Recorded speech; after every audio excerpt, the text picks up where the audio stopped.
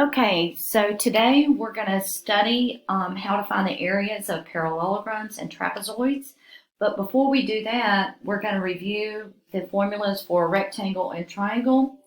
If you remember, the rectangle formula is area equals length times width, and the triangle formula, area equals 1/2 the base times the height, or base times height divided by 2, is kind of from that, meaning if I have a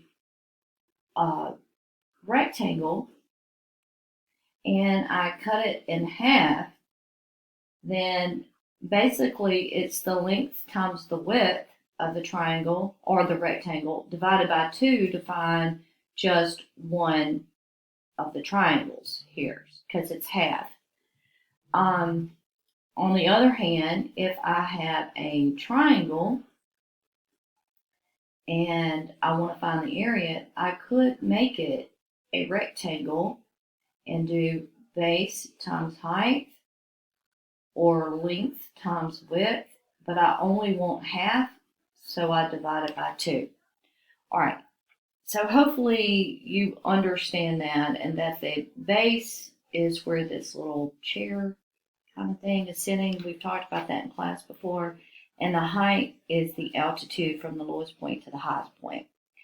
All right, so for today, we're going to be talking about parallelograms. And if you remember, a parallelogram is a quadrilateral with opposite sides parallel. And we could have the height out here like this. So the formula is area equals base times height, which is kind of like the rectangle, except you have to know that the height is not the length of this side, it's straight up and down, because that's how you would measure the height of something. You wouldn't measure it from the side going down. All right, so that would be the base times the height. And then for a trapezoid, it is directly connected to the parallelogram in that if you have a trapezoid, which looks like this, it has one pair of parallel sides like that. We could make it a parallelogram where this is base 1, so this would be base 1, and this is base 2, so this would be base 2. So then to find the area of the trapezoid, it would be base 1 plus base 2 times the height, which would give you the whole parallelogram, but then we only want half, so we divide it by 2. You will also see the formula written like this. And either one is fine. I just like thinking of it like this, so it's base 1 plus base 2 times the height divided by 2. If you're entering this into your calculator, you have to make very sure that you put your parentheses, otherwise it's going to do base 1 plus, and it's going to multiply this first. So just make sure you put your parentheses in there. All right, so under the guided practice, it says sketch the quadrilateral and find its area. Well, it's a parallelogram, so I'm going to sketch it like this. And it says the base is 20. Well, here's 20 meters. And the height is 9 meters. Remember, this is not the height. Okay? It's where the little altitude thing is. See how that kind of looks like an H or a chair? H for height, or where the chair is sitting tells you the base as well. So the area would be base times height. So that would be 20 times 9, which is 180 square meters. Now number 2 says it is a trapezoid. So I'm going to do my normal trapezoid.